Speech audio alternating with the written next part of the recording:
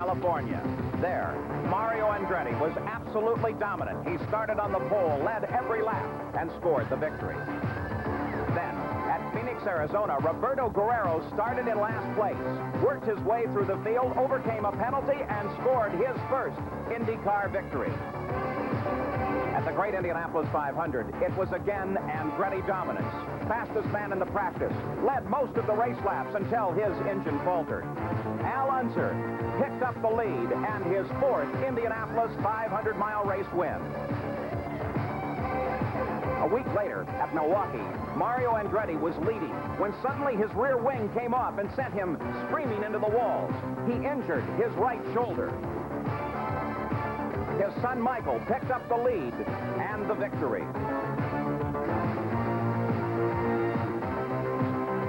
At Portland, Oregon, Bobby Rahal joined the championship fight with a victory. He would repeat that feat at the Meadowlands of New Jersey, looking for a second consecutive IndyCar title.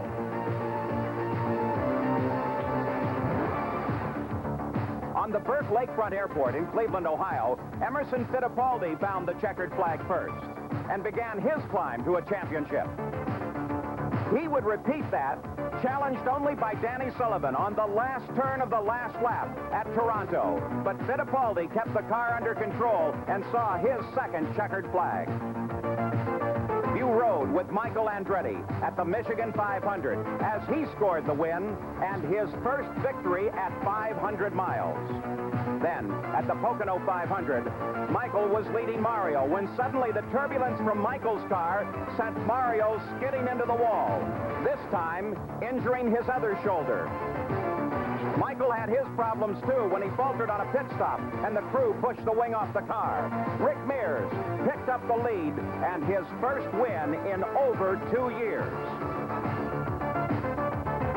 At Elkhart Lake, Wisconsin, again it was Andretti. Mario on the pole, Mario the most laps, and Mario the checkered flag. At the Mid-Ohio Sports Car Course, Bobby Rahal leading, tangled with Rick Miskiewicz. He flattened a tire, and that gave the opportunity to Roberto Guerrero, who picked up the victory. But now we are in the kingdom of the Andrettis, Nazareth, Pennsylvania. But Michael Andretti still having bad luck. Yesterday in practice, he tangled with Randy Lewis. Both cars sent screaming into the wall. Both cars badly damaged, but fortunately, neither driver injured. And Michael Andretti was able to climb out, move to his backup car, and just a short while ago, qualified that car on the pole.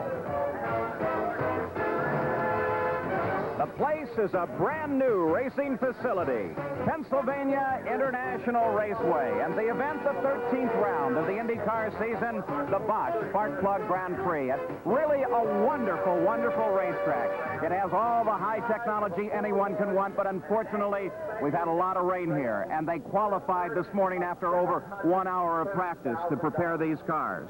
Hello, I'm Paul Page with Sam Posey. Paul, you will, of course, be calling the race for us today. But if this man looks a little bit unusual in an ABC Blazer, because he's having his debut with us today. That's known for years as the voice of the 500 because of his work with the radio broadcast of that great race. It's really Paul's intimate behind-the-scenes knowledge of this sport that makes him invaluable to us as part of our broadcast team. And Paul, welcome. Really, there are two firsts today. Paul joining us, and the first use of this exciting new 1-mile paved oval here in Nazareth. Your first impressions, Paul, of the track? Well, I think the most important debut, Sam, is that we are at a brand new facility, the first new one in over 17 years for the IndyCar, and it is a permanent facility. It has everything that everyone would have dreamed of for such a nice little bull-ring 1-mile track. You know, here at ABC, we're really committed to motorsports. In fact, we'll have the end of this IndyCar season coming up at Tamiami Park in Miami on the 1st of November, and then next year, the IROC, the stock cars of NASCAR, Formula One from Monte Carlo, and our jewel, the Indianapolis 500. But here today, we're concerned about the championship, and there is a very real possibility that the championship could be settled today.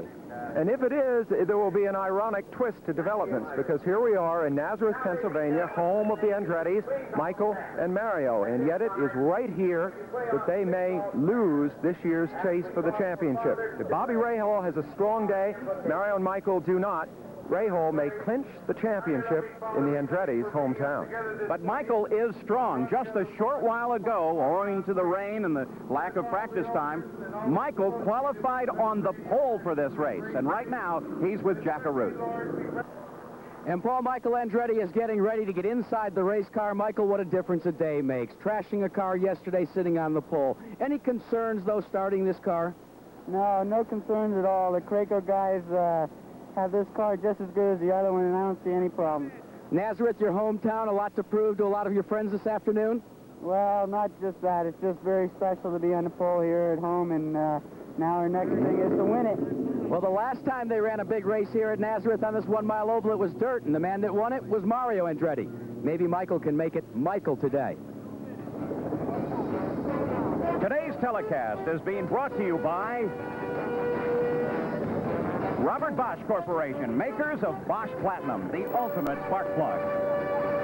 By Miller Brewing Corporation, sole sponsor of the U.S. Olympic Training Centers. By the Goodyear Tire and Rubber Company. No matter how far you go, Goodyear takes you home.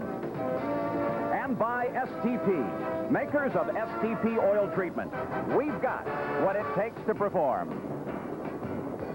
Now we're with three-time Indianapolis champion Bobby Unser, the other member of our racing team. Bobby, brand new track, little practice time. What do the drivers face?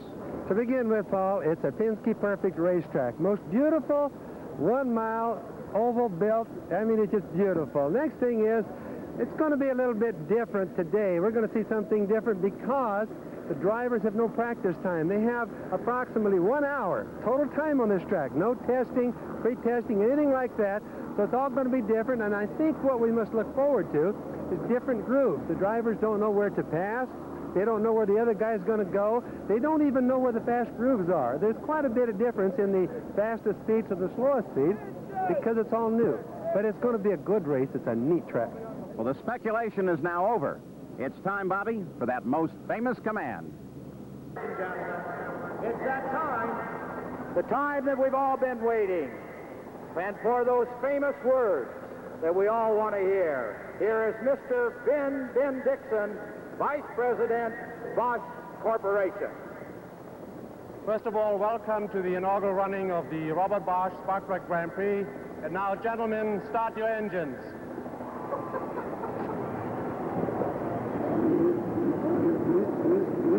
Is that on?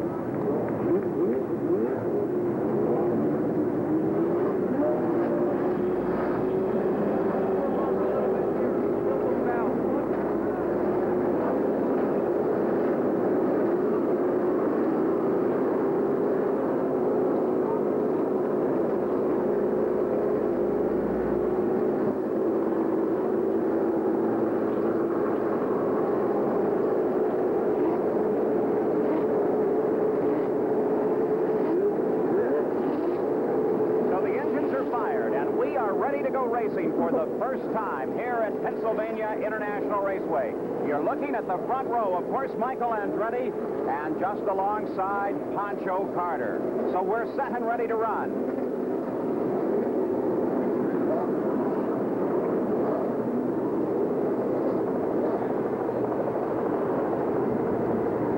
Let's take a look at the starting field. 24 Indy cars ready to make the run here. 200 miles, 200 laps on the pole. Michael Andretti, time to move closer to Bobby Rahal in the points fight. Alongside Michael, Pancho Carter. He's won one Indy car race, the Michigan 500. He'd love a second. The second row, on the inside, Emerson Fittipaldi, the world driving champion with 2 victories this season, looking for yet another. The outside of the second row, a young Jeff Brabham, 6 times in second place, looking for his first IndyCar win. The third row, on the inside, the man who would really love to wrap up the national championship here, Bobby Rahal. The third row, on the outside, Rick Mears. He won the Pocono 500. He has been very fast in practice. The fourth row, on the inside, is Mario Andretti, the hometown favorite. Mario would love to score a victory here in front of that crowd. The outside of the fourth row, Al Unser Jr., winless this season. He desperately would like to see a win. And the fifth row on the inside, car 71, Arie Luyendyk. He has never won an IndyCar race. He would like to see the victory as well. And on the outside, Unser.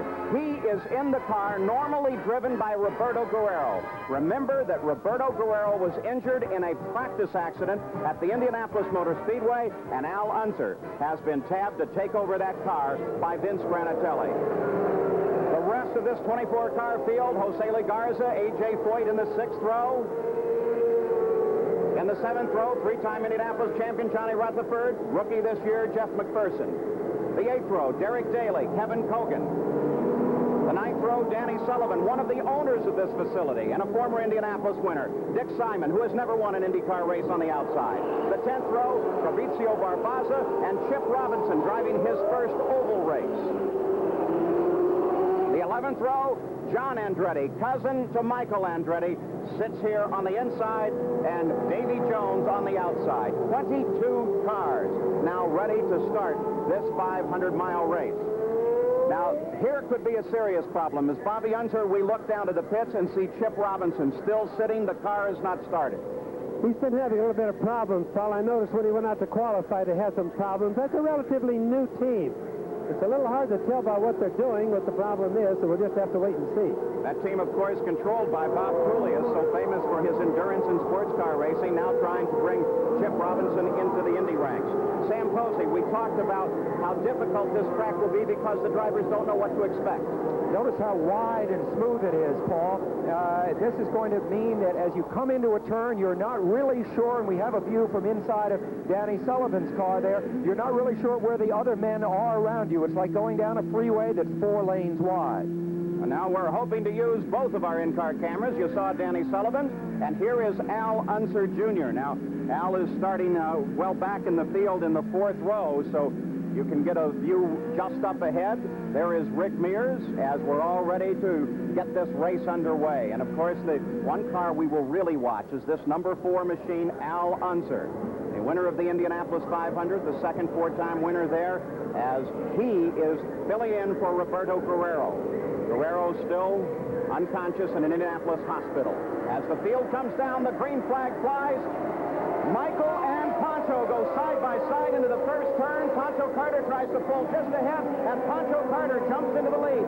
Michael Andretti drops into close pursuit now. The first time down, the only straight part of this track, as Pancho Carter has jumped off of the start from the outside and is leading already here at Pennsylvania International Raceway. So Pancho Carter, a real surprise at this point, with Michael Andretti trying to catch up. Well, I'd have to say that Pancho Carter threw a good old sprint car start on Michael. That's Michael in Plymouth Landing starts and Pancho sprint start. That was a nice start. Good one. One of the questions we're going to keep watching is how will they find the line and how they will find room to pass. Look at Pancho brings it almost down onto the grass as he comes through the last corner and heads down for the dog leg of this, a track that looks very much like Daytona International or Michigan International Speedway.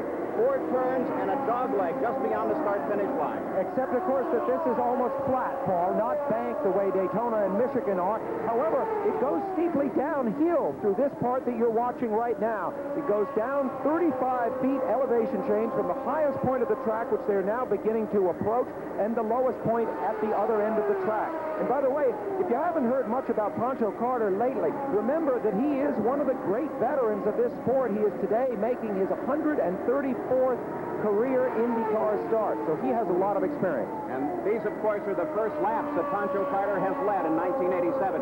He told me while we were all ducking out from under the rain that he really felt he had an advantage here because of his sprint car background. Well, Paul, it's a small track. It's a 1-mile track as compared to Indianapolis being a 2.5-mile track. Pancho was one of the finest sprint cars we ever had.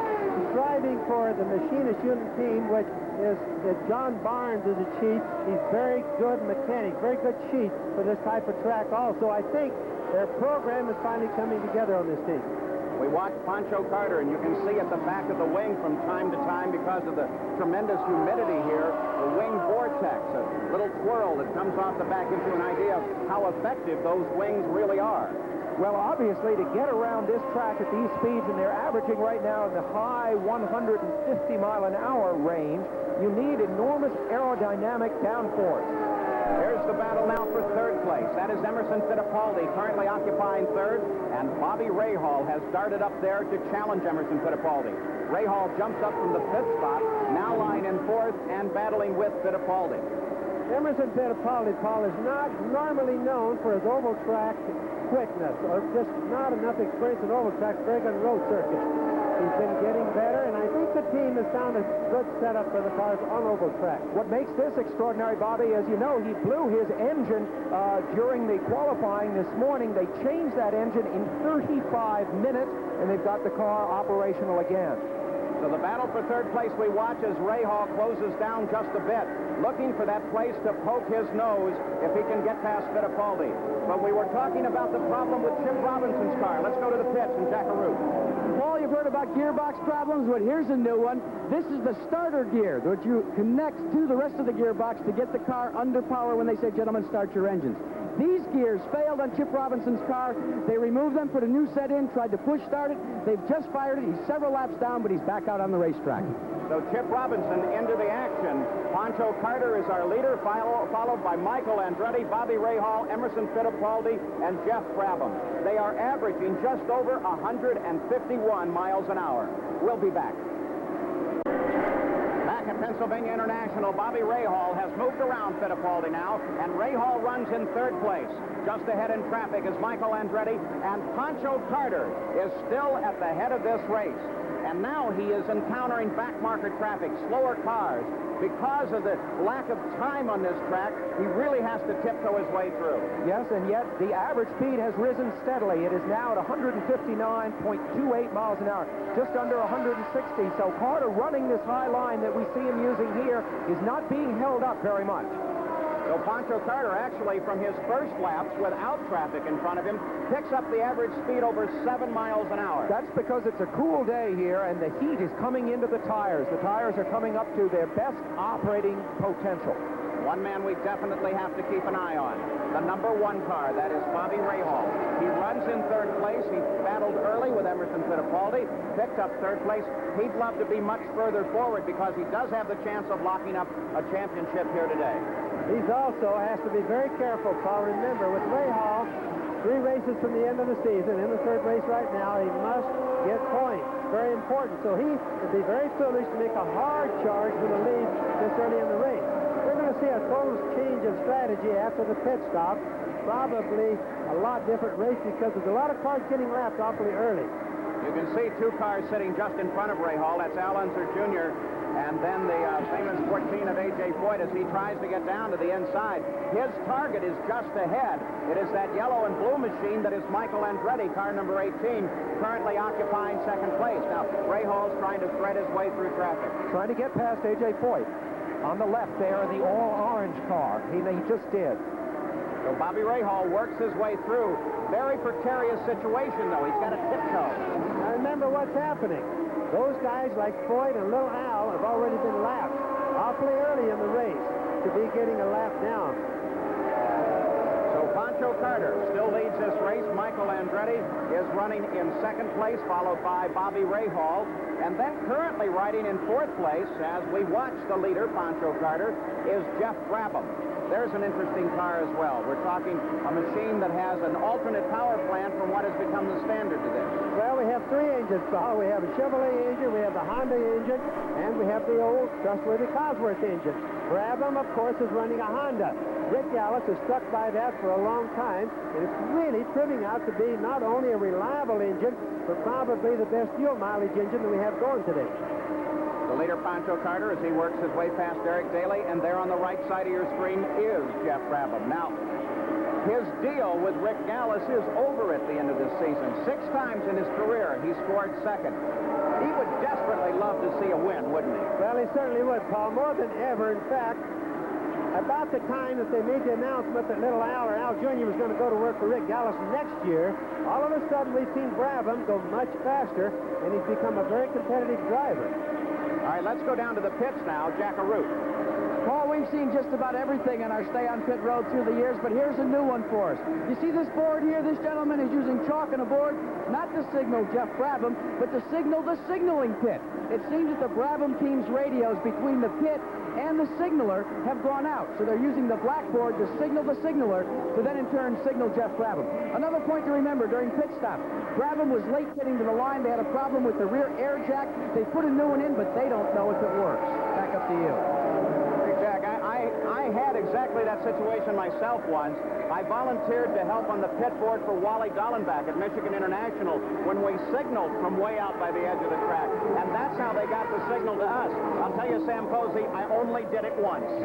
It's frightening out there. You have actually served in a number of fascinating capacities through the years of your racing involvement, haven't you, including being a driver of sports cars, which we share, of course. There's nothing quite like this kind of competition on a mile oval. You mentioned earlier that this is a permanent facility. You see Jeff Brabham there. It's going to be here for years to come. It's a high-quality place, and I think this is more and more what we need in racing. And incidentally, Jack Arute, of course, we just heard from in the pits, suggests that this would make a great place to run at night. Riding now with Al Unser Jr. You're actually back in the field, 12th position, as he tries to catch up to Kevin Cogan and put a move on Kevin. Hello. We're back at the front of the field as Michael Andretti is now closing down behind Pancho Carter, and Pancho can definitely see that big number 18 looming up in his mirror. You know, ironically, Paul, the only thing that has separated those two since the start has literally been the lap traffic. Right now, they have no traffic. So Michael's closing up a little bit, but it's going to be really, really hard to pass Pancho as fast and as good as he can with. And you can see the crowd react, too. For a moment there, they stood up when Michael suddenly closed about half a second on Pancho. So the crowd, if there's any question here, ladies and gentlemen, is rooting for the Andretti. You see, Sam, what they're trying to do is Michael has to get really close to Pancho. So when Pancho hits the traffic, like right now, if Pancho made one wrong decision on which side to pass the guy on, Michael could flood the hole. Look what he's trying to do there now. There's where he could get his advantage on passing. There they come past Danny Sullivan. You watch it from our onboard camera, and that gives you an idea of really how much faster the two leaders are moving than Danny. They just blew him away. Danny, of course, a part owner of this track, probably wishes he was leading the race instead of filming it for us. But in any case, everyone that has come here is getting their money's worth out of this terrific battle. But I don't know. Bobby, what do you think? It seems to me that Michael was a little bit cautious at the start when he saw that Pancho was able to take the lead that quickly. But now that the race is really getting in and settling in a little bit, his car, if anything, seems to be working a tiny bit better than Pancho's. Do you buy that? Well, I really don't think so. I think Pancho is just a little bit careful in the lead. Right now, I honestly believe, I've been watching how they pass. Pancho seems like he can pass anybody, any place that he wants. Michael has been pushing hard just to keep up. Like, for example, there's Danny Sullivan, or in-car Cam. He lapped him. There he's into the pits. There's something wrong with Danny. I'll finish my thoughts in a moment. Go down to Jack Arute. Jack, are you there? Here's Danny Sullivan in the pits. Jack is not close to that at the moment. We watch the car comes up slowly. The refuelers, in fact, don't even go to work on the car. They now consult with Danny Sullivan. Chuck Sprague, the chief mechanic. Looks like they're going for the gear shift. Yes, and yet, why would they be shifting here? You get it in the gear you're going to run in, and you don't have to shift again. I wouldn't think that would be a big factor. One thing we knew for sure, to have Danny be lapped that quickly, any major driver like that doesn't fall back that quickly unless something is significantly wrong with the car. Possibility that he never got it up into top gear and he got stuck down there. Well, Michael Andretti trying to challenge Pancho Carter and pick up the lead. Bobby Rahal runs in third. We'll be back with more in a moment. We're back at Pennsylvania International, the Bosch Sparkplug Grand Prix. Pancho Carter is still the leader, but it seems now that Michael Andretti would really love to close in and take that lead away. He's been inching up on the back of him and trying to find his way through traffic, Sam. Well, there's plenty of traffic. Most of the cars are still running, and so, as I said earlier, with every lap you're passing maybe 2 or 3 cars. Bobby disagreed a little bit with me about how these two lead cars are working, putting down, I think, the question of who's being more aggressive in the traffic, and that may be a factor here.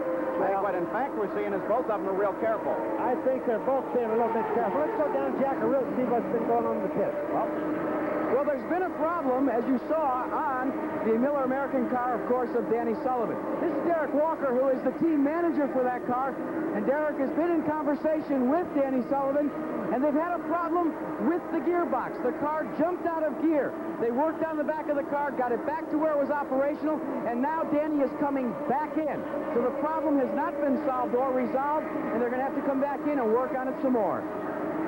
So Danny Sullivan having more than a rough time. The gearbox, we called it. We saw him go in for that gear shift, trying to find a gear that would maybe work. Here he comes in again. Let's watch over his shoulder.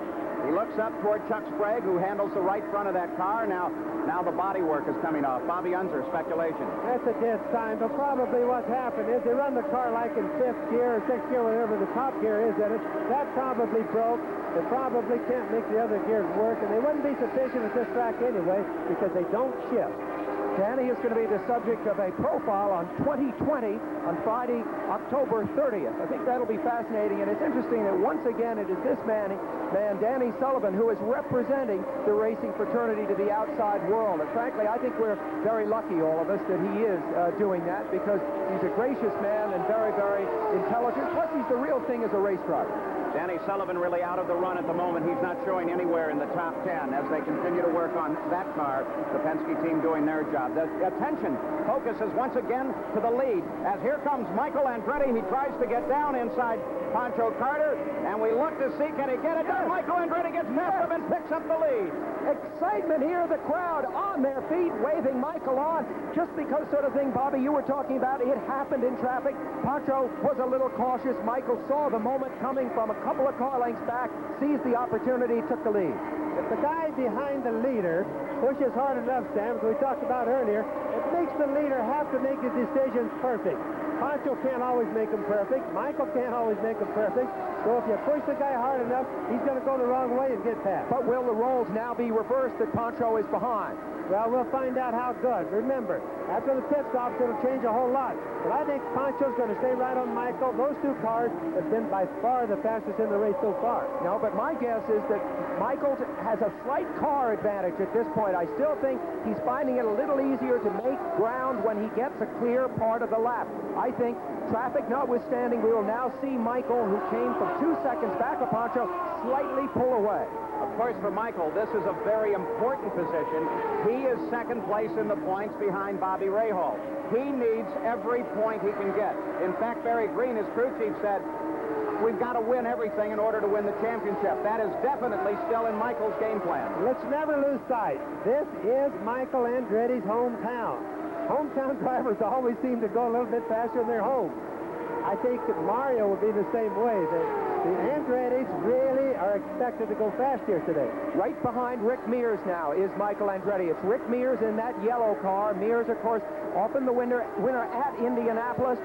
Not as successful in the last couple of years because of injuries to his feet, but he won the Pocono 500 just a few weeks ago, is considered to be back on top of his form, but now he is going to be lapped probably in the next lap or so by Michael, who tries him there on the inside. Michael Andretti continues to try and thread his way through traffic. Now, remember, he is in front of the hometown crowd here at Nazareth. That should have some pressure. We asked Michael about it. I put pressure on myself every time I get in a race car to go as fast as I can go, and I don't see where I can really change that, with just having the extra pressure or the stance. But it's just great, I think, mentally. You just, when you get out of the car, you see people, they do a good job and all that. I think it's just helps you mentally just to be a little more positive. Well, Michael Andretti and the crowd definitely keeping an eye on both the Andretti cars. When Michael closed that lead, as Sam Posey said, they were right up on their feet and cheering and urging him on. So Michael Andretti leads. He took the lead at the 48th mile, 200 miles, the scheduled distance here today, and we are now running just over 1/4 of the distance. So Michael Andretti threading his way through the field now. Pancho Carter has decided to break it off for the moment live. Well, you can see it there, about 200 yards back. And right behind Pancho Carter, the resurgent Rahal, who started 5th, was very fast yesterday in the untimed practice, but had a bad start today and has now been coming up. It's really the first 3 cars, Michael Andretti, Pancho Carter, and Bobby Rahal, that are breaking away from the rest of the field. They are covered by just a little over a second and a half from first to third at this point. So just 6 cars running on the lead lap, and And there you see Danny Sullivan's car being pushed back into the paddock area. His day is done. Now he can take over as an owner of this track. He is indeed one of the partners, and perhaps worry about the count at the front gate. Michael Andretti leads it, followed by Pancho Carter, and then Bobby Rahal and Mario Andretti, then Jeff Brabham. We'll be back. We're back at Pennsylvania International. I'm Paul Page with Bobby Unser, Sam Posey, and Jack Arute. Michael Andretti, that blue and yellow number 18 car, is leading the race. He is closing down on the 5th place car of Al Unser. Now, Al is replacing Roberto Guerrero. We'll have more on that in just a moment, and hopefully an update on Roberto's condition from his accident in practice at Indianapolis. Let's go to the pits now. Jack Arute. Well, gentlemen, up topside, you were speculating as to how Michael Andretti's car was operating in traffic versus being out front. Barry Green is the crew chief, and Barry, we understand that the car was giving you fits. Actually, traffic was giving you fits, but now that you're out front, it's not quite so bad. Sorry? Traffic has been a problem all afternoon for your car. Once you're out front, it's not quite so bad. Traffic is really a problem out there, Jack. It's just a matter of picking your way through the traffic, and he's happy with the car, though. We'll see what happens. We're about to come in for a fuel stop, so I'm going to get back to work here. Work is what they call it down here, and they try to do it in about 14 seconds, gentlemen. So Barry Green and the green team about to take over as Michael moves up alongside and around Al Unser. Al comes to the inside as they split around Jeff McPherson. Now, we mentioned Roberto Guerrero. A week ago Friday, he was involved in a test at the Indianapolis Motor Speedway. The car spun into the wall coming off of turn 1. Roberto Guerrero suffered a severe head injury, initially listed as critical. Now they say he is in stable condition at Indianapolis Methodist Hospital. They say he is waking up. He responds to stimuli. They don't know yet what his condition will be once he wakes up, but the doctors feel very good about the situation considering how dire it was initially. He is third, Roberto Guerrero is, in the IndyCar standings. It's unlikely that he would be able to defend that position throughout the rest of the season. He wouldn't be back in a car before the championship is over. That gives the opportunity for Mario Andretti, who's fourth in the championship, to move up, and of course, he is moving up and running very strongly in this race. So it could be, after all, a strong day for Mario. Here's Michael coming into the pit. Michael Andretti, car 18, the leader, the second leader of this race, comes in. The crew ready to go to work. Well, they're playing just a little bit conservative right now. I figured it would have probably gone about 70 laps. They came in on lap 68.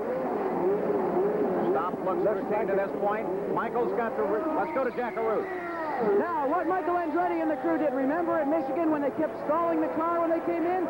14.8 seconds, and what they did is they had Michael keep the wheel spinning on the back while it was up in the air. When they dropped the jack, it just took traction and spun and lit up the tires on the way out, gentlemen. Of course, Jack Arute, the question is, why did they do that? Do they have a problem they're anticipating, or is that a matter of routine? Let's ask Barry Green. Spinning the tires the way you did, is that to try and keep you from having the same problems that you had at Michigan, or is there a problem on the car? Well, we're just trying to keep in the lead, Jack. You know, we've got to get him back out as quick as we can. We are a little bit nervous about our problems we had at Michigan, but the main thing is he's in and he's out. And Pancho Carter has now come in. He is taking on tires all the way around, taking on the fuel. His first pit stop. Very quick action by the team. Now they are ready to go. They have popped the fuel valve. He, too, spins the tires, but when he drops the jack, he almost falls the car, but he's back out on the racetrack. As we watch Michael Andretti, the second-place car, Pancho Carter, rolled into the pits just behind him. There you see Pancho as he heads back into the action. And with those stops, Bobby Rahal picks up the lead. Well, very often on these pit stops, when we see that, we see the car stalling when they take off. So that people understand what's causing this is that the new electronic injection gets a whole lot better fuel mileage, but it doesn't always get them out of the pits real good. So what they're doing is something that we've never seen done before on a regular practice basis.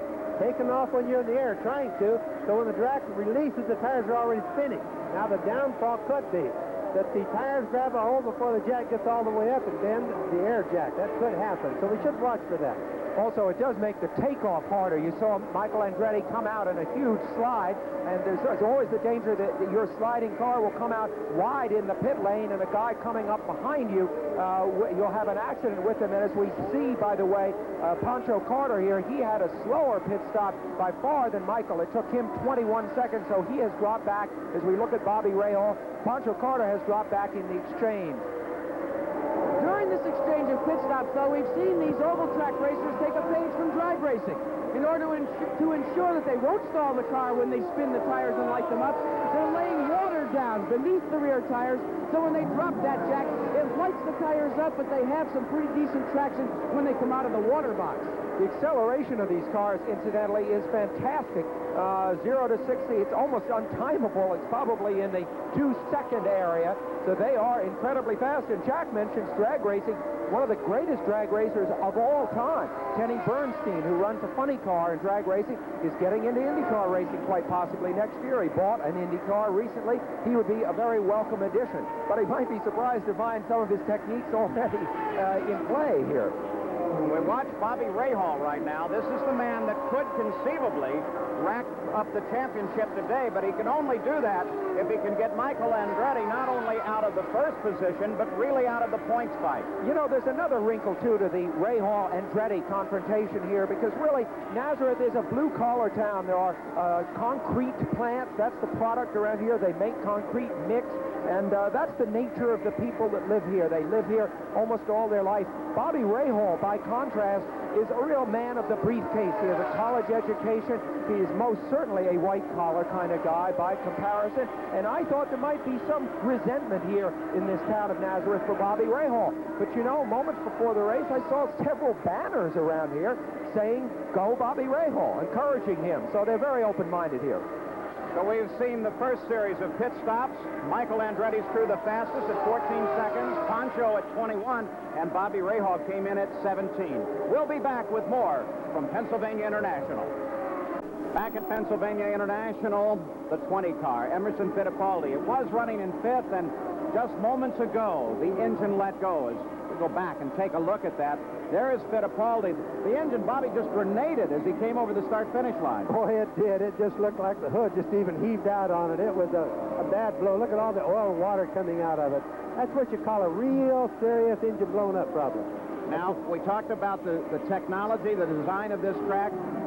Emmo was able to pull it down off the course, get it totally away from the action. Consequently, a yellow flag not necessary here. Well, he really Emerson thought about Fittipaldi climbs out. Yes, he really thought about the other drivers because he tried hard to get out of the groove so he wouldn't put any oil or water on the track. Back to the front of the field once again. Michael Andretti, car number 18. Just behind him is Ari Leyendijk. Now, Leyendijk is running in 6th place. So Michael really now is beginning to disappear from almost everyone in the field. Pancho Carter still running in 2nd, and Rahal in 3rd. Michael's also coming right up, put another lap on the Brabham car, which Jeff has been having problems earlier. We don't know exactly what's wrong with him other than maybe the jack. And Michael Andretti now with Jeff Brabham sitting just in front of him, trying to work his way so carefully through traffic. Pancho Carter in the pits now, gentlemen. The former leader of the race, Pancho Carter, is making a stop a little over 13 seconds for that stop by Pancho Carter. But that cannot have been a planned stop. At all. We have a report. He may have had a problem with a blistering tire, which surprises me. You mentioned the problems to Jeff Brabham. We see him now going into the pit as Michael Andretti continues to lead, going downhill down that back stretch. There is the Jeff Brabham car. His problems, again, a man that would really like to win this season, has never finished first in an IndyCar race. The team going to work on that car, and it looks like they're just changing tires. This is the team to which Al Unser Jr.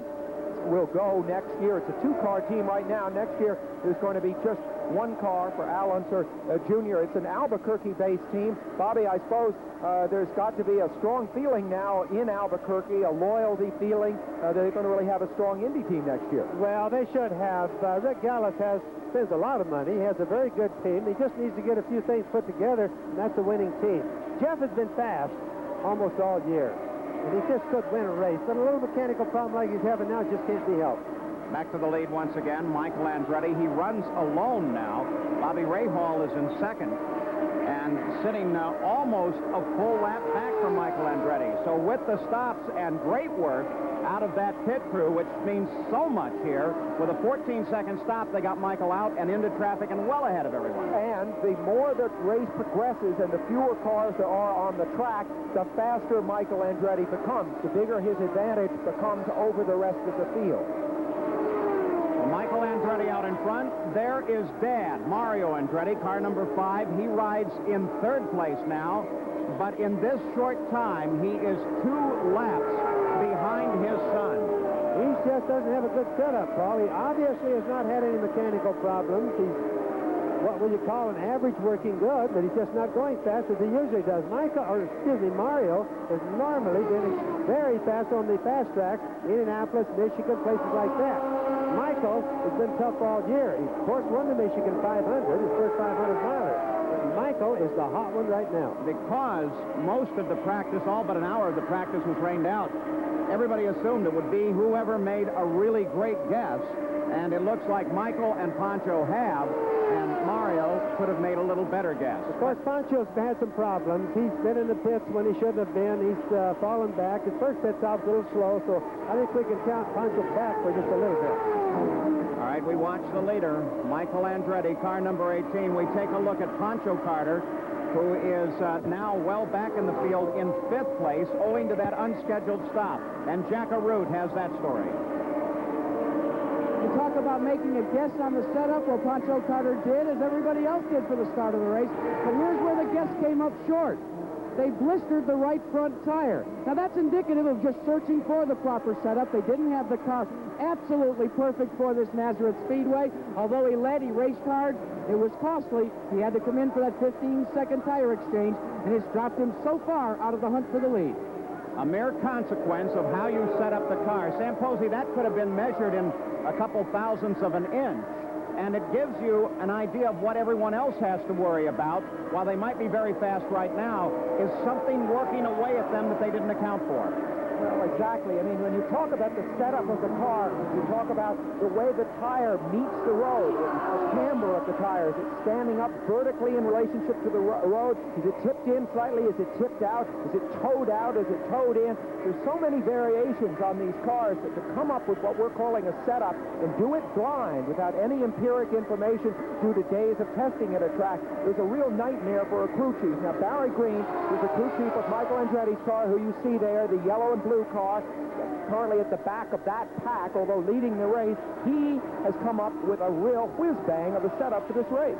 And now we are watching the number 1 car of Ray Hall, 2nd place, trying desperately not to be lapped by Michael Andretti. You can see him waving, and here comes Michael on the inside. Ray Hall actually lets him by. We saw Ray Hall waving. I wasn't sure, Bobby Unser, was he trying to get Dick Simon and everybody in front of him out of the way, or telling Michael, okay, come on up here? Bobby backed off too easy. He either misunderstood something, which is very rare to let somebody lap you with no fight. Well, Hall absolutely pulled out of the way, absolutely let it happen. I just bet you there was a communication problem. The real thing is here, all he has to do is follow Michael, and he maintains his championship position. He doesn't need that lead. The last thing he needs is an accident. Well, yeah, except now he seems to be coming back on him a little bit. Now, I was going to make the point that you just made, Paul, thinking that maybe he was being cautious. You know, I sort of was thinking that, and then just as you were making it, Bobby, Ray Hall seemed to be coming on harder again, as if what Bobby Unser said was that there was a miscue. Maybe that was more like it, and we're going to see him try to hunt him back down again. Well, they were running in traffic, and the one thing that they don't want to do is lose contact with the leader. So Ray Hall closed up nice and close behind Michael Andretti. Michael Andretti out in front by almost a full lap now, and in 3rd place behind Ray Hall is Mario Andretti. We'll be back with more from Pennsylvania International. Pennsylvania International Raceway, you're looking at Michael Andretti, car number 18. He leads by nearly a full lap this 200-mile race here. But the real question as they thread their way through traffic is, can they continue to tiptoe? A very tight bull ring, a 1-mile tri-oval. passing is exceedingly difficult. There you see just ahead, Pancho Carter. As he ducks inside Pancho Carter, we've got an accident on the main stretch. Looks like Andretti loses a tire, and Rutherford gets into the wall. That's Mario Andretti down on the inside, and there is Rutherford. He's moving around, so he's all right, apparently, as the yellow flag comes out for the first time today here just beyond the halfway point. Rescue crew's already there. Mario is pointing that he's okay. I'm wondering if he is considering restarting. Rutherford's car is obviously damaged. It's against the wall. But it's difficult to tell the status of Mario Andretti's car. Although neither car hit very hard. Andretti, and there you see Johnny Rutherford. Now, John got a pretty good lick into the wall. Yes, but I mean, I don't think he's been hurt in the car. No, do you? no, not at all. Good. Damage to the right front. There's Mario. The question is this car, Mario staying in. I wonder if he is not anticipating trying to get a tow and getting back out. I don't see any damage on the number 5 car. The leader is in, taking advantage of the yellow. The slow down, the pace car is out. They're closing the field up, and so now they have some time. Bobby Rahal makes his stop as well. Well, it's interesting to note that Michael came into the pits right now. This would mean an untimed pit stop for him, or an untimely pit stop. 109 laps, not the time for pit. Pit should have come up around 140 laps. So it's going to be interesting to see what Barry Green's strategy did. It obviously changed. Well, Bobby Rahal pitted, though, at the same time. So they both the key players here made the same decision. And Mario, I'm sure, wants to get back into the action. Now, let's go back and take a look at this situation. You see Rutherford to the right. There's Mario coming up high alongside of him. Apparently, Rutherford just didn't see him. They touched. Look at how he brings Rutherford around. It's hard to believe that Mario's car is not damaged as well, but you don't see any visible damage, and Mario thinks he's going to continue. Yeah, I don't know. Right front, didn't it look as if it had been put out of alignment, Bobby? The cars are very fragile for something like that. If nothing else, it'll be out of alignment. There's Johnny Rutherford. Got a pretty good lick. Bad moment for Rutherford because, as I understand it, his sponsor is leaving his team for next year, and now they have not had a success here. So a low point for the career of that great driver, Johnny Rutherford. Well, both drivers, Mario Andretti and Johnny Rutherford, out of the car, apparently both out. We'll be back with more from Pennsylvania International after this message and a word from our local stations. We're back. We're still under yellow at Pennsylvania International Raceway. You see the damaged machine of Johnny Rutherford on the hook and going back into the pit area, about to do the same to Mario Andretti's number 5. And the situation was the two cars got very, very close. Interesting because it's two solid veterans. Well, they are. Watch here as Johnny comes up. He's going around the track. Mario's coming down. They're running out of racetrack. Mario is almost committed on the pass. Johnny never saw Mario. It's one of those deals, Paul, where you just can't say it's either one of them's fault, but technically it would have to be Mario's. But Johnny didn't see him. Mario certainly didn't think Johnny was going to run him out of racetrack. Rule is actually that the responsibility for the pass is with the overtaking car. Johnny Rutherford, Mario Andretti, and watch Mario now. You see these two great veterans, Paul, meeting right after the crash. They both won Indianapolis. Johnny Rutherford is 49 years old. Mario Andretti, 47. Enormous amount of experience between them, and veterans of this kind of racing, where they know on a tight mile anything can happen, and it really isn't necessarily anybody's fault. But the point is, nevertheless, and we made this point at the outset of the race, is that Mario Andretti, should Rahal continue doing as well as he's doing, is going to be mathematically eliminated from the championship here on this day of his race in his hometown. So not a good day in substance for Mario. It certainly appeared, too, that Mario was saying, I'm sorry, Johnny, I didn't mean to have that happen. Two great old war horses out there simply going as fast as they can, and that sort of situation is inevitable when you take them to the limit. We're now waiting to come back to the green flag. The emergency vehicle still trying to clear the course. Paul, it's going to be very interesting. From now on in the race, we're going to have to start counting the famous old thing, fuel. Right now, it looks like there's a possibility if somebody gets real good fuel mileage that they could go, because of this yellow, on to the finish. But most likely, they're still going to have to make one more stop. It's really, really going to be interesting to see the team planning from now on. Well, you mentioned earlier the Brabham's engine, the Honda engine, gets especially good mileage. He's been into the pits recently. He might be a candidate for a guy that could pick up a few positions because of the fuel. Most likely what's going to happen right now, Paul and Sam, is going to be that Michael is outrunning everybody so bad, he'll turn his boost way down in order to get better mileage. All right. It is Michael Andretti that leads this field now by a full lap. Now, lined up directly behind the pace car is Jose Garza and several other cars, and Michael's actually about 5-6 positions back, and he is set up just behind the second-place car, which is Bobby Rahal. As we take a look at the top 10 here, Al Unser sits in third, Pancho Carter in fourth, and Arie Luyendyk in fifth. Now Rahal's job is to try to keep Michael from getting him again, as we anticipate a green flag now in just about a lap. Michael Andretti lined up directly behind the second-place car. Well, the last time, and Michael Andretti was behind Bobby Rahal, he got by him really easily. Remember our controversy and speculation as to why. Now maybe we'll understand what their real intentions are when it comes back for real. We're 117 laps, 117 miles into this race. We've had Bobby Rahal and, Michael Andretti and Pancho Carter leading this race. 4 times they've swapped back and forth, some of those on pit stops. Average speed down around 140, though when they're running, they've been running about 159 miles an hour. Tremendous speed for a tight little track like this.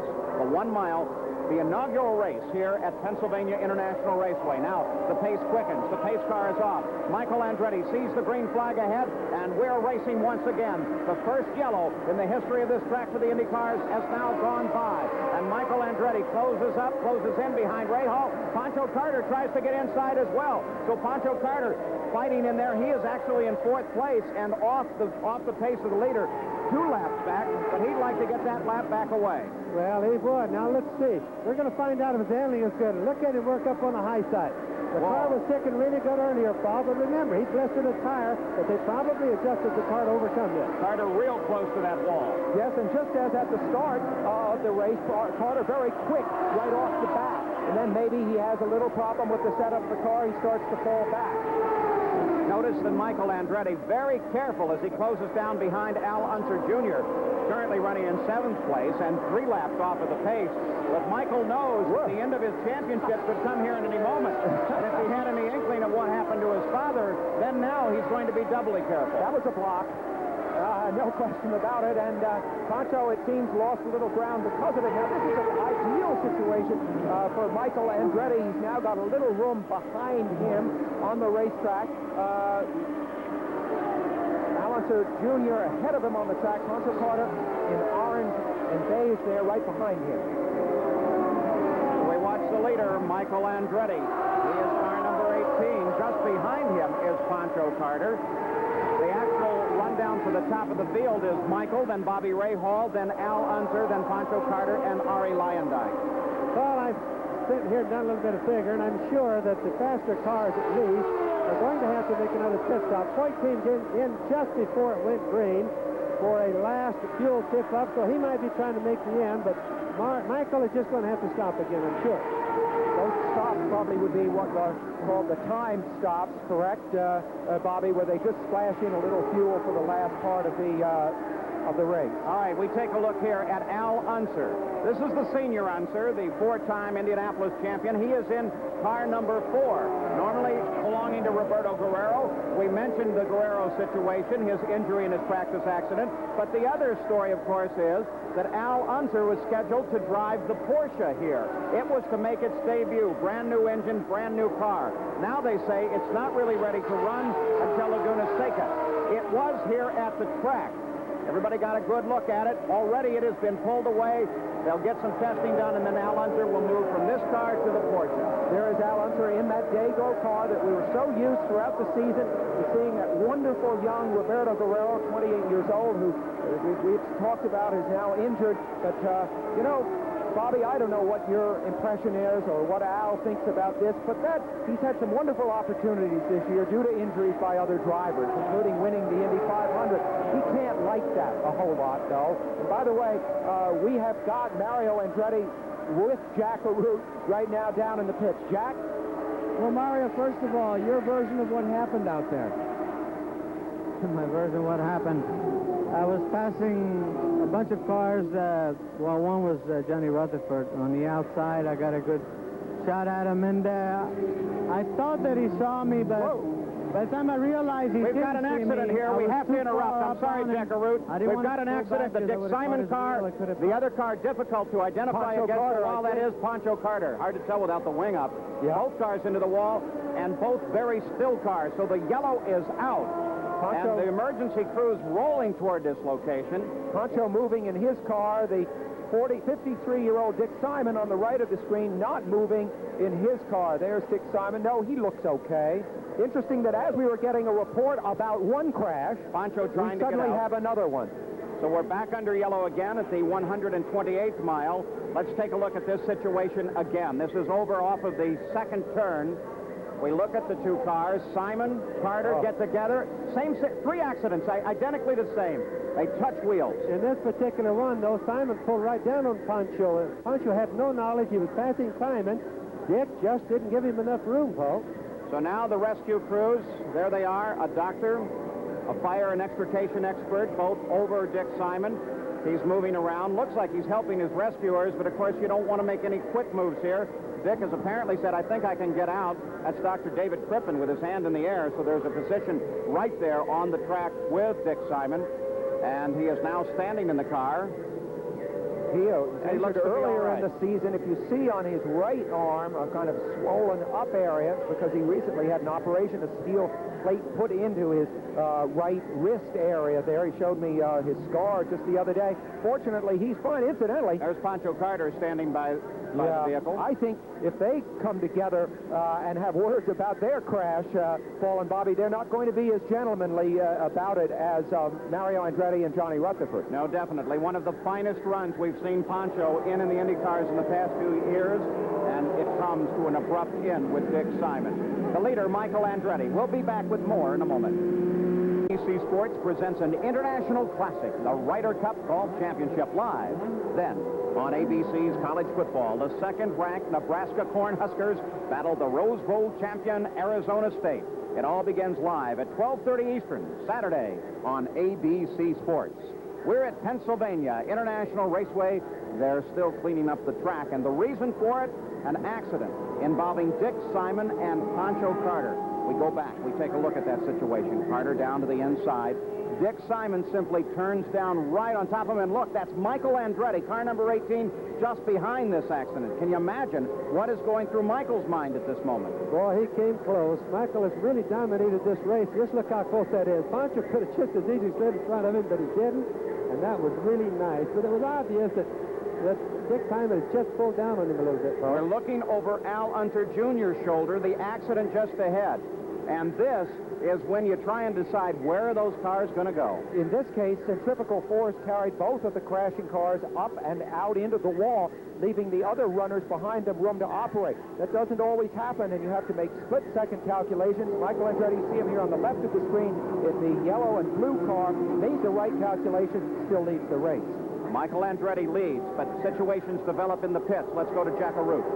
Let's update you on a couple of things. First, that Pancho Carter Dick Simon crash, well, if you wrote the scenario on tracing paper, you could lay it over the Mario Andretti Johnny Rutherford crash.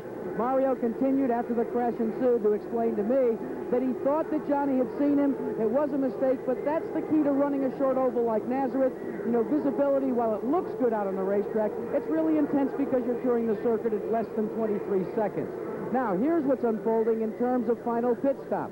The gentleman behind me, that's the Michael Andretti team. Now, they pitted on lap 129 during this caution period.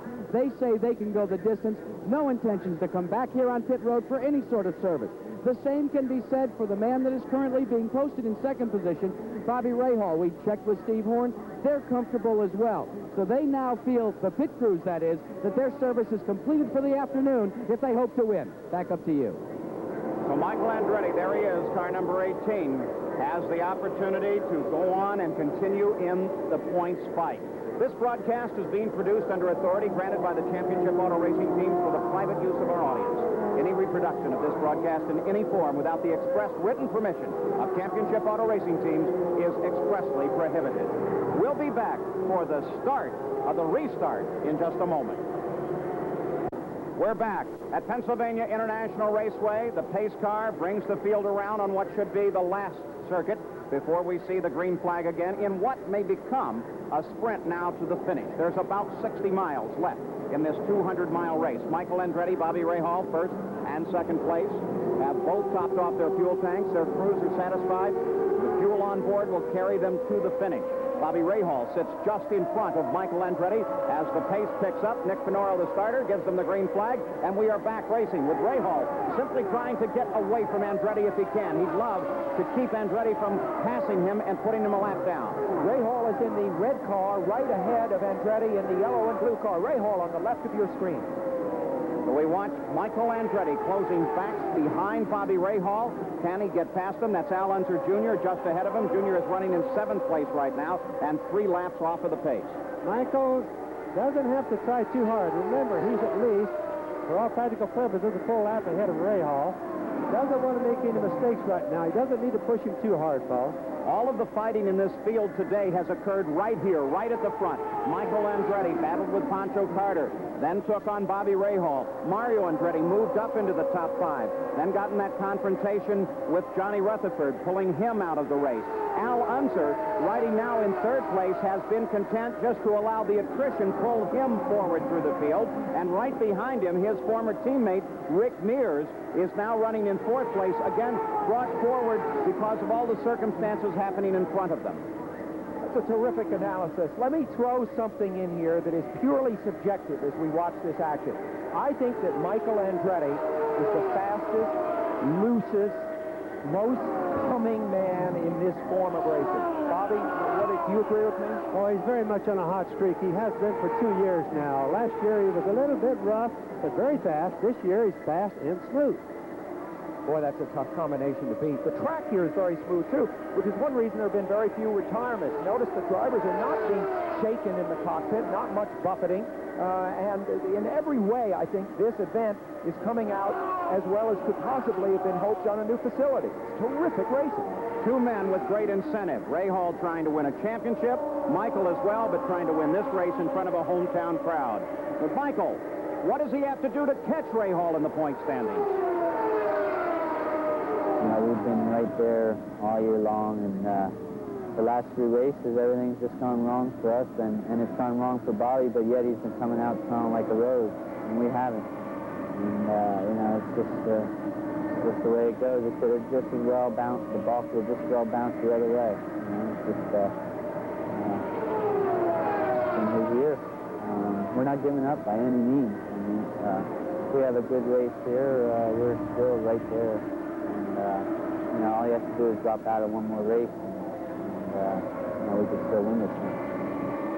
Coming down in this season to what may be a repeat of the last year with Michael Andretti and Bobby Rahal battling it out for the championship. And of course, at the moment, it certainly doesn't look like it will be resolved here today. And that means that the end of the season will go first to Laguna Seca, and then here on ABC, the last race of the season at Tamiami Park in Miami. It may be a fight between the 2 men we're watching at the moment.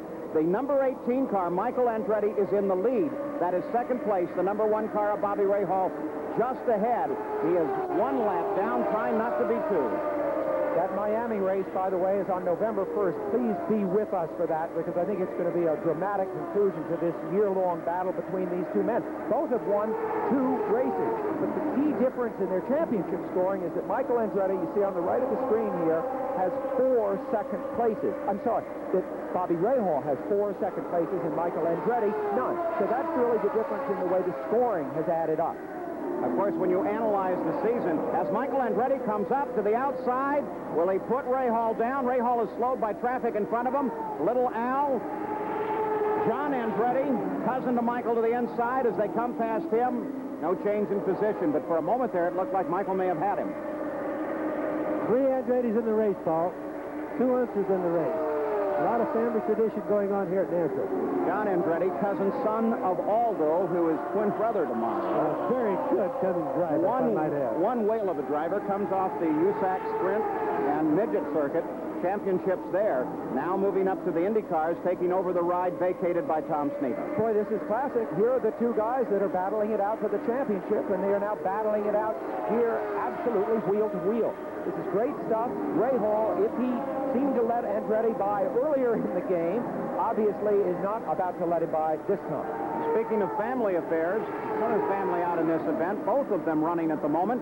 There is Big Al, four-time winner of the Indianapolis 500, the 1987 winner, your brother Bobby, and he is playing a very smooth, cautious race. He's not going to fight with anybody. Well, it's a new car to him. He's only had, as we were talking about earlier, approximately 1 hour in this car, and that wouldn't even be total time that he had. And he's just not used to it yet. It's a very good car, though, and a very good team, owned by Andy Granatelli's son, Vince Granatelli, the one that Roberto Guerrero has been doing so well in all year. He currently runs, the tactic works, because he currently runs in third place, keeping the run clean, keeping in contact with the leaders. Now, Ray Hall is able to stretch out a small lead on Michael Andretti. As we look back in the field now, Rick Mears comes in to challenge with Al Unser, and Mears drops to the inside. Now, Big Al comes along, two former teammates, and they are battling here, and this is a fight for position. Yeah, Paul, you characterized Al, I think, as conservative. I disagree completely with that assessment. Look at the ride he's giving a car that he's completely unfamiliar with. I think all year he's been stuck into circumstances where he's had to rise to the occasion of a good car, learn it very quickly, and produce results out on the racetrack. I think the reference, in fact, was whenever Al encounters traffic, he really paces himself into it and doesn't get into any nasty situations. He doesn't find himself where he's suddenly running up, has to get on the binders, has to slow it down or make a sudden move. Rick Mears currently runs in fourth. He is actually one lap behind Al in this position, even though he is one position down from Al. Fourth place Rick, third place Al Unser. But Rick has a full mile to catch up to Al. Incidentally, Paul, probably neither one know that they're a lap apart from each other. That's a good point. Yeah, although I don't know, the scoring has gotten better and better among these teams. A lot of them have electronic scoring machines in their pits, so they may know. They wouldn't be sure enough to tell their drivers not to race for it. I think that's the key point. Well, now they have a drop off of all of the computer system in the pits, so they know what official scoring is saying. Let's go to the pits. Jack Arute has a comment.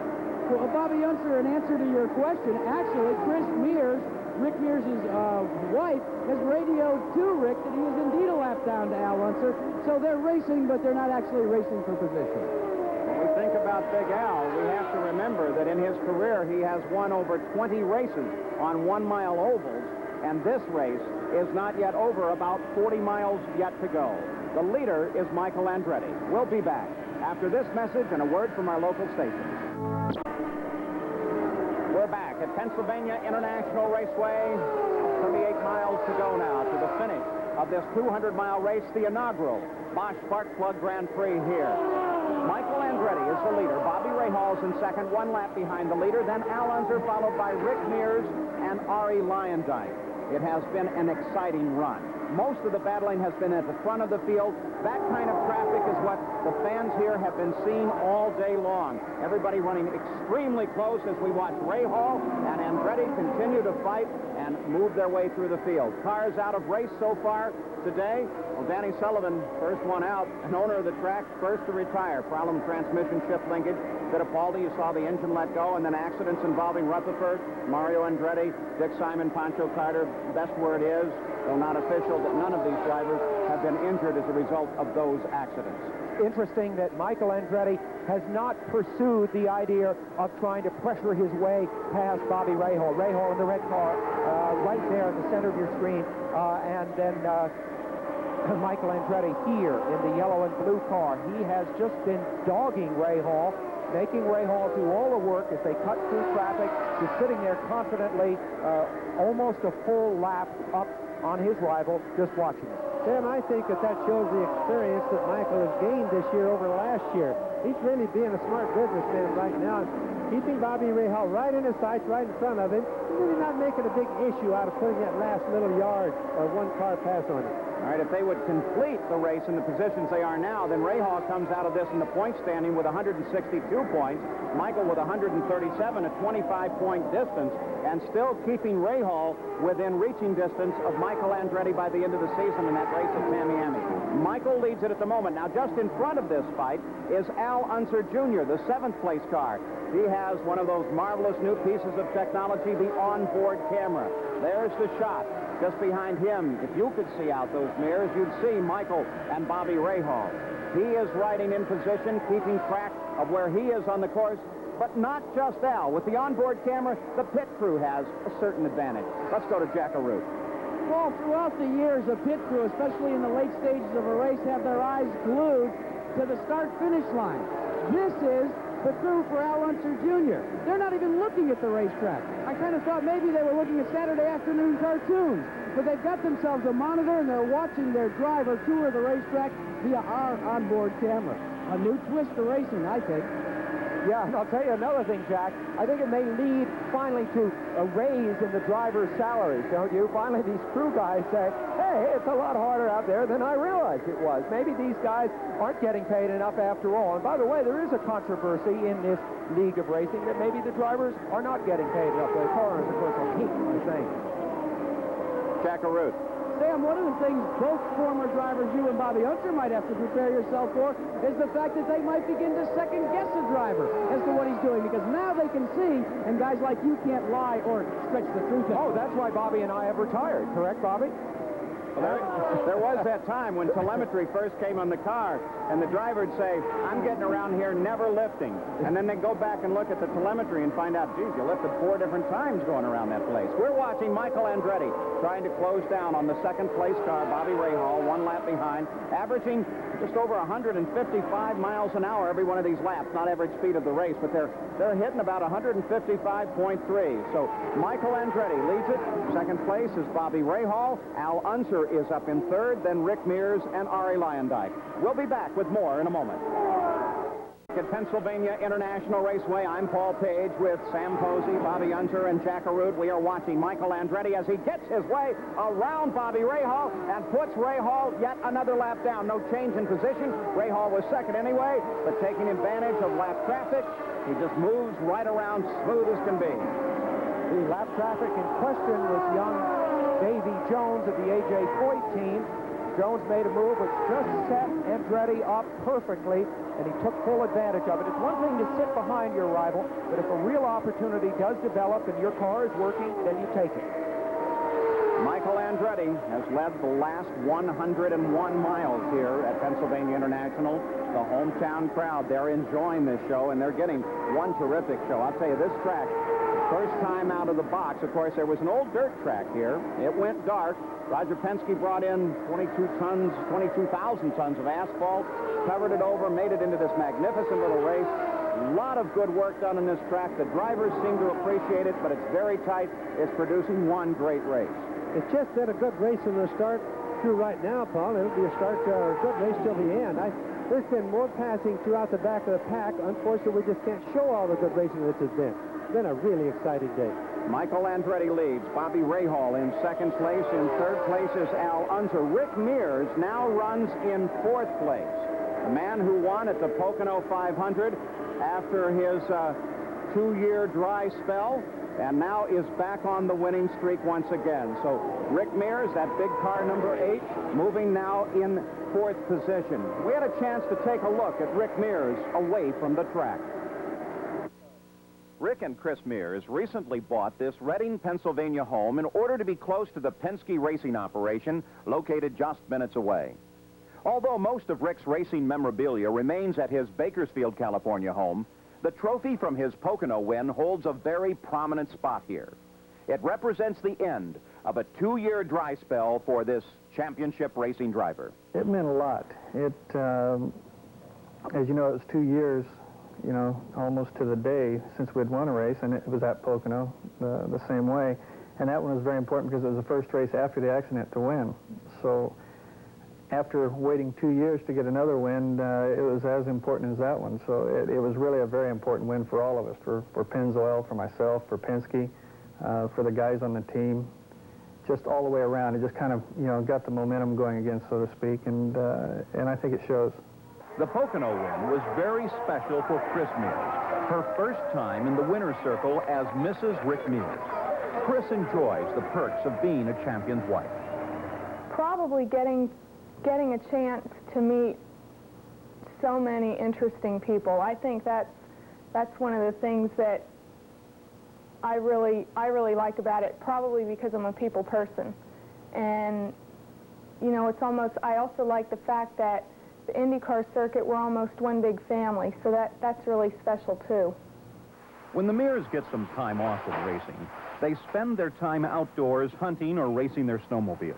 Rick, as a hobbyist, especially enjoys time alone, working on his models. You know, just the hours spent on recreating all of it, and the coiling of all the ropes on the decks, and just a lot of the little detail. The building end of it is, you know, it's time-consuming, which is not real good because you don't have a whole lot of time. But as far as just, you go out and you watch somebody that flies these things all the time, and it makes it look very, very easy, but it's a little more difficult than it looks. Yeah, the helicopter is definitely a lot more of a challenge than the airplanes. You've got to learn how to hover it before you can fly it. The flying, it's the easy part. The hovering, it's the hard part. Yeah, this is one of the first ones. You can tell it's had a few crashes and dings on things, trying to figure out how to do it. It's kind of like hitting the wall in turn one, except not as expensive. But Rick Mears' favorite toy is his Penske March Chevrolet, referred to as Old Faithful. It was destined to become a show car just 2 weeks before it won this year's Indianapolis 500 with Al Unser as the driver. Rick Mears set the 1 and 4 lap record at Indianapolis in this car, and it holds the IndyCar all-time qualifying record. It came back with a vengeance, and so has Rick Mears. And not only is Rick Mears an amazing guy, but this is one amazing car. This is an 86 March powered by a Chevrolet racing engine. It's a one-year-old car, but it is probably the best car in the series right now. Chassis number 22. It has had Al Unser, Rick Mears, and Danny Sullivan all in the car. It holds the 1 and 4 lap record at the Indianapolis Motor Speedway. It won the Meadowlands as a backup car a year ago with Danny Sullivan at the wheel, and then it was sent away to be a show car. In the middle of the month of May, they yanked the car back out all of a sudden, and it won the Indianapolis 500 with Al Unser at the wheel. Additionally, just as another aside, that car at Michigan last year set the all-time IndyCar qualifying record. Chassis number 22. I'll tell you, I'd still buy the thing. Run it next year. It's nothing. Paul, I have a 1979 Datsun station wagon with 120,000 miles on it. It's never missed a beat. Let's forget all this racing. Never saw real cars. Michael Andretti leads. He is 1 lap ahead. Actually, now he should be 2 laps ahead of Bobby Rahal, though official scoring hasn't indicated that yet. The computer scoring runs very close when they are running right together like they are. But Michael Andretti trying desperately to get the points in this race, get a closer move on Rahal so that he can now be able to close down by the end of the year. Every year we've had a real good points race right at the end of the year. Today it looks like we're just setting stage for the eventual finish race at Miami Grand Prix.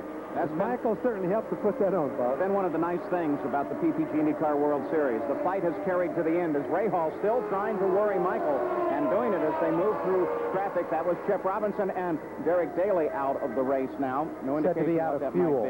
We had a report out of fuel, and he is being pushed uphill there, so he wasn't able to coast around fast enough. This was, if you remember, from the Indianapolis 500 to be Dennis Firestone's ride, and then he was involved in not 1 but 2 accidents.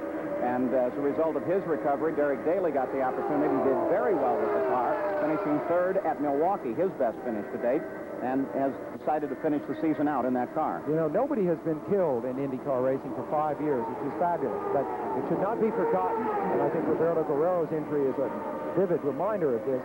This is a very dangerous form of sport, and a great many people have been injured and seriously injured doing it in the last few years.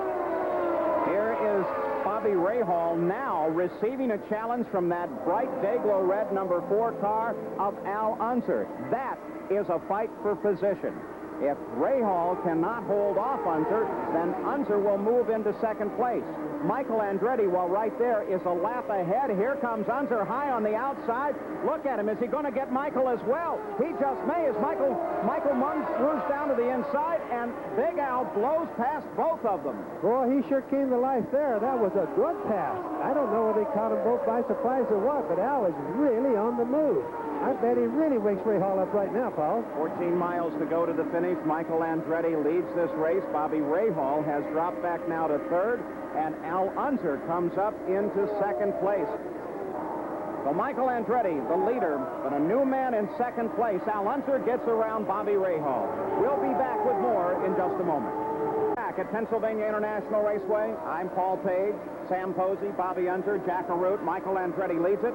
Fight for second place. You just saw it as Al Unser simply blew Bobby Rahal into the weeds, picked up second place. Now he has 1 full mile to catch up on Michael Andretti. With now just 10 miles to go, can this man do it? Can he catch up that mile, Sam? I doubt it. I don't think so, but he's certainly driven a terrific race, and we have Jack Arute now in the pits with the car owner of the Al Unser car, Vince Granatelli. And Vince, your car is running just like it ran in mid-Ohio. Now all of a sudden you find yourself in second. Are you hoping for a repeat that a misfortune by Michael Andretti, like the one that happened to Rahal, can give you another victory? Well, we don't want to wish anybody misfortune, especially a car that's sponsored by the same people we are. But with maybe a yellow light right now, so that we're able to close up the gap and fall in behind Michael. Maybe then the True Value STP car will be right up there. Now, here's the story, though. Throughout this race, we understand the car has been suffering from a slipping clutch. That makes the run by Unser that much more impressive. Yes, we have lost a little bit of time in the pit based upon getting out, but things are looking pretty good right now. I don't think we'll need the clutch between now and the next 10 laps. At least he hopes not. Well, just 8 miles to go now for the leader, Michael Andretti. You heard it from Vince Granatelli. They would like to see a yellow for whatever reason. Well, what has amazed, I think, everybody here is that we have not had rain. It has certainly been threatening. You've seen the skyline throughout the show, and the indication would be that at any time you could have rain. That's what slowed the practice for the past 2 days. They'd run along, it looked great. All of a sudden, the skies would open, and it only takes a light mist to throw the yellow. As we've got a problem with Al Unser right on the main straight as he careens into the wall. Tire bouncing through the air. And he takes a whale of a jolt with that number 4 car. The tire, the hub carrier, the half shaft, all laying out in the middle of the track. It looked like the half shaft just let go. Bobby, you were watching. One of the rear tires just took off. It obviously was a chassis piece breaking, and it doesn't really look like the wreck was as bad as it might appear right there. And I think Al moving there, I really hope he doesn't have any problems, and he really shouldn't have too many. Steve Edwards, the car safety director there. There's Sandy Andretti, as she's been certainly cheering Michael. You know why she was so shaken, because Michael was right behind once again. So 2 out of the 3 big accidents, Michael has almost become involved in them. You know, in truth, Sandy is not a fan of racing. She is Michael's childhood sweetheart. She comes to races, she enjoys them because of Michael. But those kind of things terrifically affect her. And how about this ironic touch, too, which is, you say childhood sweethearts, but Paul, right behind us is now get Al Unser out of the car, is the very cement company that Sandy worked for and where Michael met her, right here. Let's go back and take a look at this situation again with number 4 as they try to extricate Al from the car. There he is. He's running with no problem. He comes around Jeff McPherson. And they tap. There was the situation. But then, as the tire got into the wall, it ripped that right rear loose, and now he's under no control whatsoever. I'm surprised. Well, I guess I'm looking for smoke at the front of the car, but he can't lock anything up. He goes into the wall at speed, Bobby Unser. He has no brakes, and that was the link that we didn't see, was the pass on Jeff McPherson. When it came by us, that was gone. So there it is again. Look at that tire going here. That's what I was worried about, Paul, is the tire getting over the fence and into the crowd, similar to Indianapolis, and it didn't happen, and I had my eyes glued on that during the accident. Yeah, but this track is terrific in its catch. Look at Michael have to avoid this. Yeah, because that wheel could have bounced any way at all. So that's the 3rd accident that's come from almost exactly the same thing. And boy, Al is mad. No doubt about it. Dr. Steve Albee there. Obviously, Al is okay. That was a concern of ours just a moment ago. The car goes onto the hook. Al had his chance. He just jumped into second place. He did a terrific job getting there. Steve Albee tries to console him, but Al is angry about that. Jeff McPherson, in his rookie year in the Indy cars, it's the same sort of situation that we saw with Mario and Johnny Rutherford. To be honest, McPherson has been involved in a number of incidents throughout the season, including one with his teammate, Jeff Brabham. So right now, McPherson's stock among the drivers, not very high. We're under yellow. Pace car is out. Michael Andretti leads it, and they come around with about 3 miles to go. There is Sandy Andretti. She is sensing that they will go to the end of this race under yellow, and she's now moved down out of the scoring stand in their pit and is standing by, hopefully, to make that walk across the track into what is a square victory area here. And look at Al point. He just pointed at McPherson as he went by. Look at that. Yep. Boy, I'd hate to be on the receiving end of that look. I don't think I've seen my brother that upset in an awful long time, Paul. Does he really settle mad. things with his fists, Bobby? Or Al's got a very bad temper when it finally flips, and he's very mad right now. It was obviously a bad move on Jeff's part. Let's take a look at the situation again that set up this yellow flag as Al Unser walks with Dr. David Crippen back to the pit area, obviously uninjured. He's coming alongside Jeff McPherson, that number 11 car. And Jeff just pinches him up into the wall, traps him. There's no place to go. When he hits the wall, the right rear comes loose. The right front is disconnected from the steering mechanism. The car is now effectively without brakes and without steering. Al is a passenger for the first time today. Let's go to the pits and Jack Arute. And Al Unser Sr. has made his way back to the garage area. Al, what happened? Well, there just wasn't enough room. I was up alongside of McPherson, and he just shoved me in the goddamn wall. Instead of, he knew I was there. I mean, there's no excuse for what just happened. Well, it's a tough break, but also you came back rubbing your neck. Is there a problem with you physically as well? Well, I hit the wall hard. Well, that's an understatement. He hit it a ton, gentlemen. One very angry Al Unser. He was in second place. He may have had a shot. We were talking about maybe a yellow before the end. Unfortunately, we weren't talking about him being part of the yellow flag. So Vince Granatelli and the crew have 2 cars now to repair. That wrecked by Roberto Guerrero, and now this car. Here is the leader, the 18 car of Michael Andretti. And he is in the lead. We are under yellow. Nick Finoro at the starter stand. Look up to the right-hand corner. You'll see the white and yellow flag. As they tell Michael Andretti at slow speed now, he has just 1 mile to go.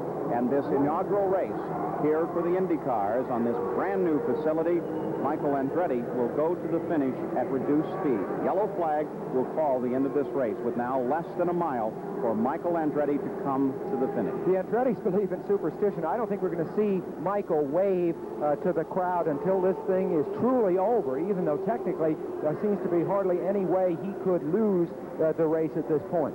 You know, terrible finish for such a good race all day. In spite of everything we're talking about now, it really has been a truly good race.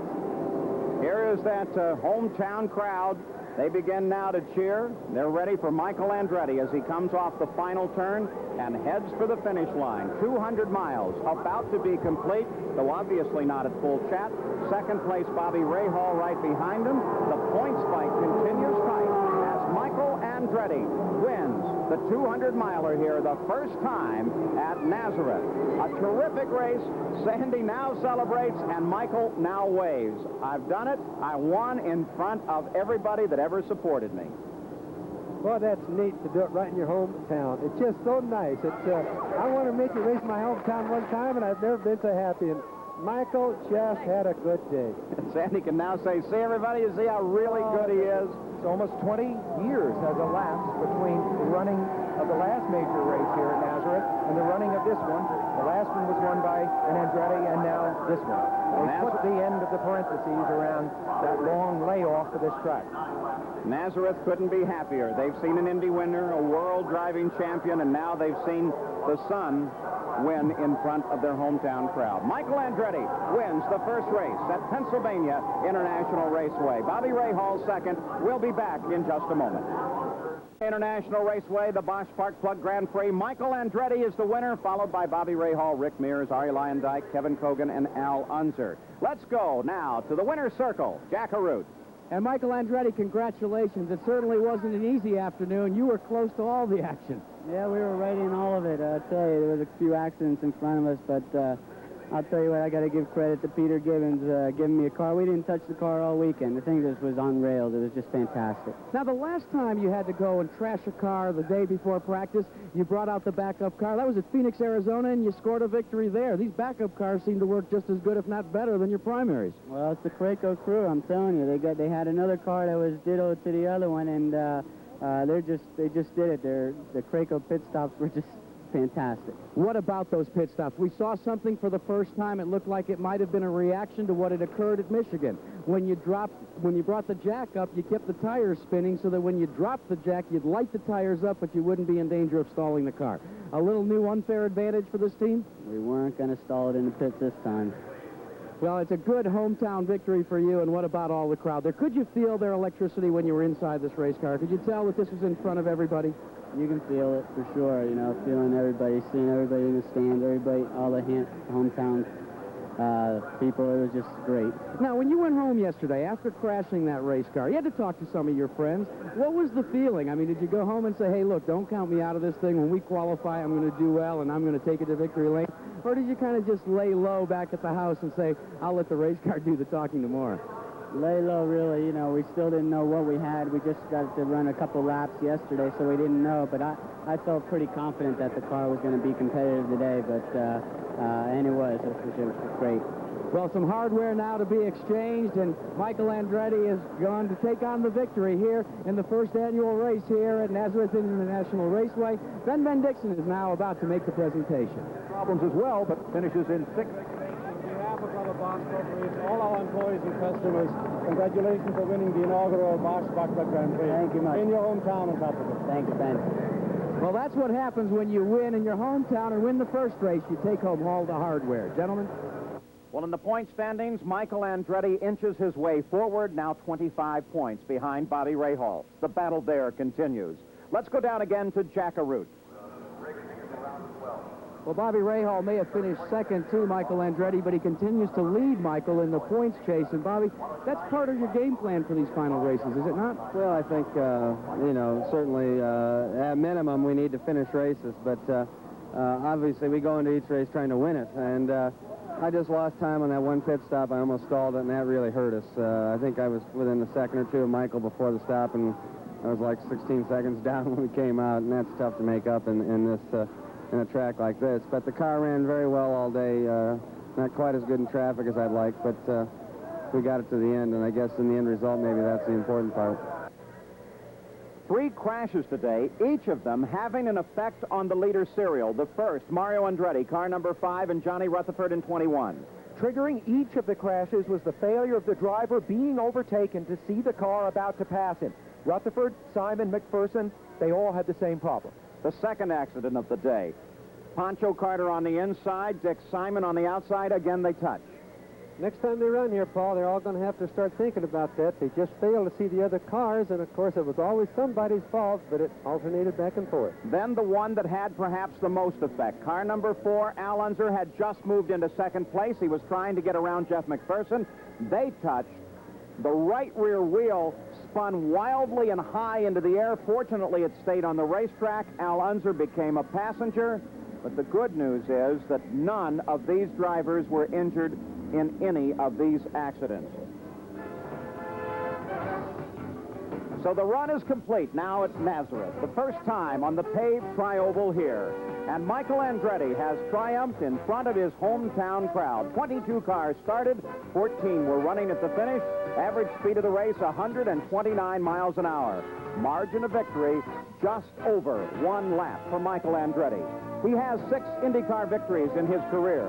4 of them have come on ovals. No question about it, Michael Andretti is the mile master. This is Paul Page for Sam Posey, Bobby Unser, and Jack Arute. So long from Nazareth, Pennsylvania. Today's telecast was brought to you by Robert Bosch Corporation, makers of Bosch Platinum, the ultimate spark plug. By Goodyear Tire and Rubber Company. No matter how far you go, Goodyear takes you home. And by Miller Genuine Draft Cold Filtered Draft Beer. It's as real as it gets.